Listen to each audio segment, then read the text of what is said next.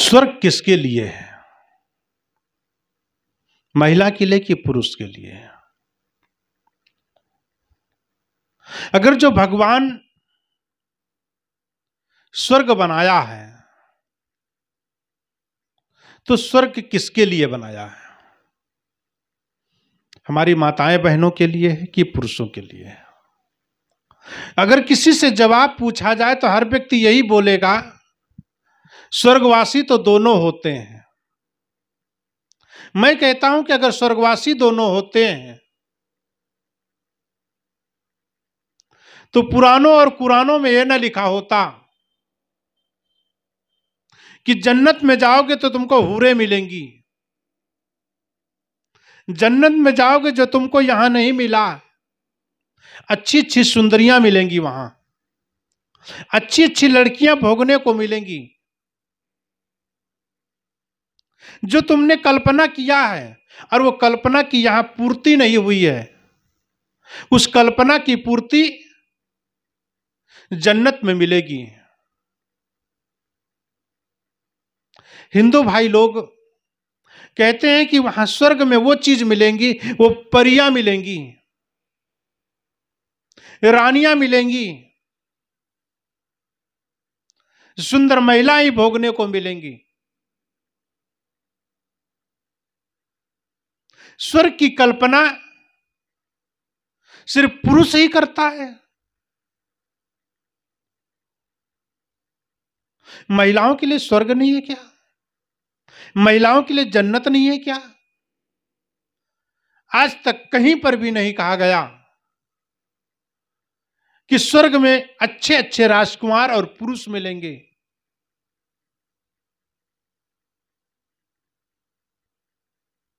हर व्यक्ति के मुख से यही सुनाई पड़ता। इसका मतलब भगवान पक्षधर है, पक्षपात करते हैं कि पुरुषों के लिए स्वर्ग है, नारियों के लिए नरक है।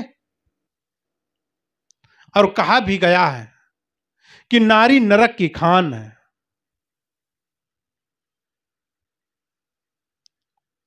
और वास्तविकता है क्या कि नारी को नरक का गामी बताया गया है? जिस नारी से पैदा हुआ है, जिस आदमी ने नारी से ही पैदा हुआ है, वह चाहे नारी सुबह से शाम तक कई वेश बदलती हो, किसी समय आप देखेंगे तो भाई बहन से प्यार करता है, पति पत्नी से प्यार करता है, बेटा मां से प्यार करता है।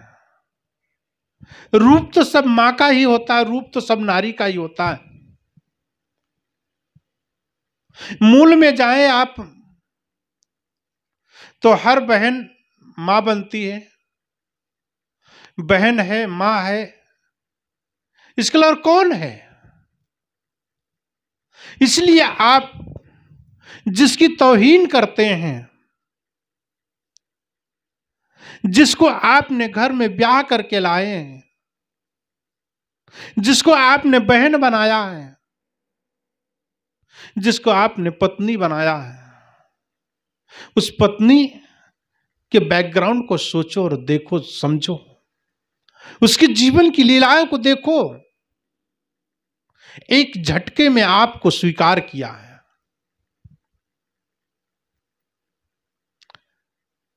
पूरा का पूरा टोटल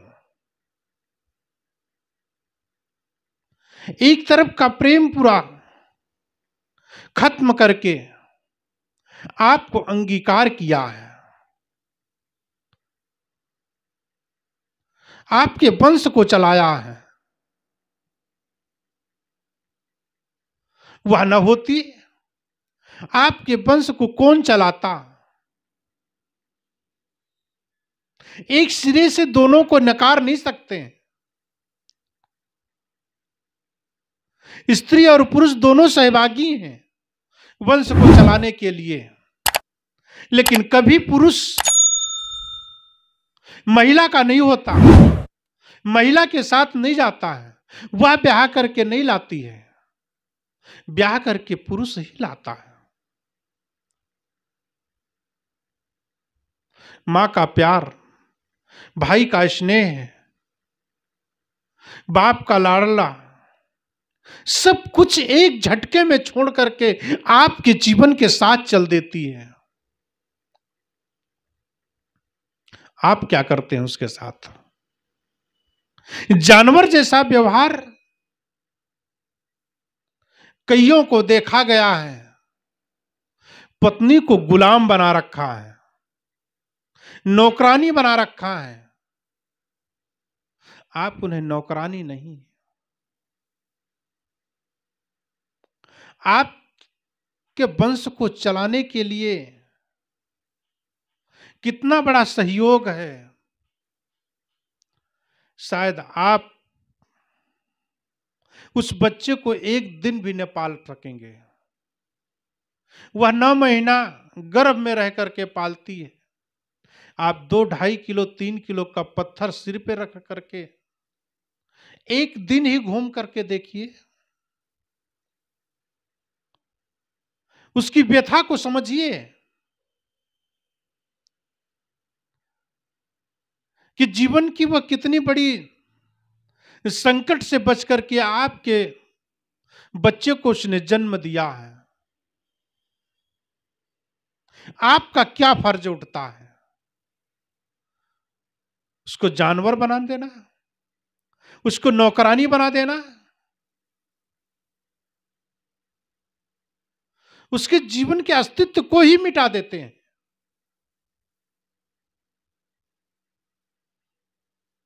पत्नी के रूप में बहन है, पत्नी के रूप में मां है, और वह मूल रूप में, मुख्य रूप में देवी है, आपके घर की कुल देवी है। और जब आप उसे देवी समझेंगे, देवी का दर्जा देंगे, आपको क्या मानती है? पति परमेश्वर है, पत्नी पति देवता है। पत्नी, क्या तुमने पत्नी का दर्जा दिया उसको? क्या आपने पत्नी को कभी देवी समझा? घर की लक्ष्मी को समझा? और जिन जिन पुरुषों ने घर की लक्ष्मी को पत्नी का दर्जा दिया है, उनका घर स्वर्ग के समान है। जिसकी कल्पना आप करते हैं, वह कल्पना साकार होती है आपके परिवार में, वह कल्पना साकार होती है आपके घर में, समाज में, राष्ट्र में। आप क्यों नारी को एक किनारे कर रख देते हैं? अर्धांगिनी है। पूजा के समय आप एक दूसरे के बगैर पूजा नहीं कर सकते। दोनों की आवश्यकताएं होती हैं। शुभ कार्य के लिए दोनों की जरूरत पड़ती है, इसलिए एक दूसरे के बगैर अर्धांगिनी कहा गया है। 7 जन्मों तक बंधन बांधा गया। 7 फेरों के साथ साथ एक एक लोगों को एक एक वचन निभाने के लिए आपने कसमें खाए, आपने वादे किए हैं। उन वादों को कहां भूल गए? उन कसमों को क्यों तोड़ दिए? उनके जीवन की पूर्ति करना आपका फर्ज है। वह फर्ज को आप मर्ज न समझें, उसको गर्ज न समझें, उसको कर्तव्य समझें। अगर जो आपने उसे देवी मान लिया, तो आपको देवता बनाने के लिए देर नहीं है। और वो देवता बना करके ही आई है, देवता बना करके लाई है आपको। आप पति परमेश्वर है, पति के रूप में उसे परमेश्वर मिला हुआ है, लेकिन आप दानव बन जाते हैं, आप हैवान बन जाते हैं। उसके जीवन को कुछ समझते ही नहीं है। इसलिए मेरा करबद्ध निवेदन है, प्रेम है आप लोगों से कि आप महिला के दर्द को समझें, उसके प्रेम को अंगीकार करें, उसके जीवन को ठीक से समझें। बहुत कोमल स्वभाव की होती है, उसे फूल के तरीके से रखना पड़ता है। आप उसे अगर कुचल देंगे खुशबू खत्म हो जाएगी। आपके घर में खुशबू ना आएगी। आप उसे व्यवहार के बारे में, व्यवहार से आप कुचले ना, अन्यथा आपके परिवार की शोभा खत्म हो जाएगी। गृहस्थ परिवार के दो चक्के, अगर एक चक्का पंचर हो जाता है तो दूसरा चक्का बैठ जाता है, साइकिल न चलती है। गृहस्थी एक गाड़ी है, उस गाड़ी के दो चक्के हैं, पति और पत्नी। जीवन में वो ब्रेक लगाना है आपको, और दोनों चक्कों में त्याग और वैराग का ब्रेक लगाएं। एक दूसरे से प्रेम करें, लेकिन वासना को समय समय से प्रयोग करें। जीवन को चलाने के लिए, एक दूसरे को प्रेम पाने के लिए अपने आप को एक दूसरे को समर्पण करें। जितना एक दूसरे को समर्पण करेंगे उतना प्रेम फूटेगा, प्रेम झरेगा, झरना जैसे बहने दे प्रेम को, एक दूसरे के दिल में प्रेम को घुसने दें। सदगुरु कबीर साहब ने कहा है, जब तक दिल पर दिल नहीं, जब लग दिल पर दिल नहीं, तब लग साहब सुख ना आए। एक दूसरे के दिल पे दिल को रखने दो। एक दिल दूसरे दिल के बीच में दरार ना हो। रहीमन धागा, अगर जो धागे के अंदर में गांठ पड़ गई तो गांठ भले मिट जाए, लेकिन उसके बीच में एक खाई पैदा हो जाती है। एक दूसरे के प्रेम के लिए दो दिल होने की जरूरत है, और दो दिल जब तक एक नहीं होते हैं तब तक सच्चा प्यार, सच्चा प्रेम, सच्चा स्नेह, सच्ची मानवता नहीं हो सकती है। उस मानवता को उतरने दे प्रेम के जरिए से, इंसानियत के जरिए से। हमारा घर स्वर्ग बन जाएगा, हमारा घर भगवान का मंदिर बन जाएगा, ईश्वर का प्रेम हो जाएगा, मन ही मंदिर बन जाएगा। वहां पूजा करके आओगे, उसका फल आपके घर में मिलेगा। मंदिर में घंटी हिला करके आओगे वापस, तो आपके घरों में बच्चों की किलकारियां मिलती रहेंगी। पत्नी की हंसमुख चेहरा देख करके आप खुश हो जाएंगे।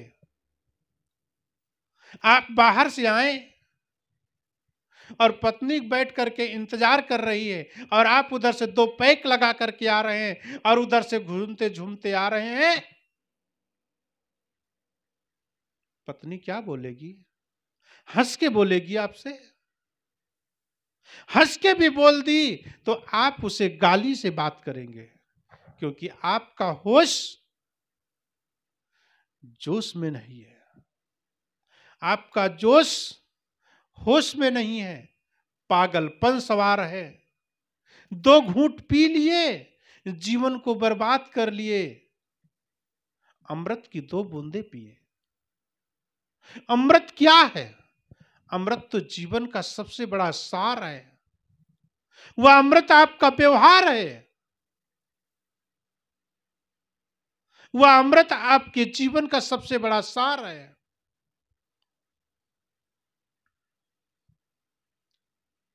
प्रेम पाट का चोलना, पैर कबीरू नाच। ढाई आकर प्रेम का पढ़े सो पंडित होए। पंडित और ज्ञानी वही है जो सत्य 2.5 अक्षर, प्रेम 2.5 अक्षर, सैकड़ों शब्द 2.5 अक्षर से बने हुए हैं, उनको जब जीवन में अंगीकार करेगा व्यक्ति प्रेम, तो सारे की सारी दुनिया आपके तरफ झुकेगी। दुनिया ही नहीं, पूरे जानवर, पूरे पशु। आप पेड़ों से प्यार करेंगे, पेड़ भी झुकते हैं। प्रेम की भाषा हर कोई जानना चाहता है, हर कोई पाना चाहता है। तो इंसान क्या है? इंसान तो प्रेम का भूखा है, इंसान तो प्रेम का चाह है, अंदर से आह निकल रही है प्रेम की। प्रेम से बोलो, प्रेम से रहो, प्रेम से खाओ, प्रेम से जियो और दूसरों को प्रेम से जीने दो।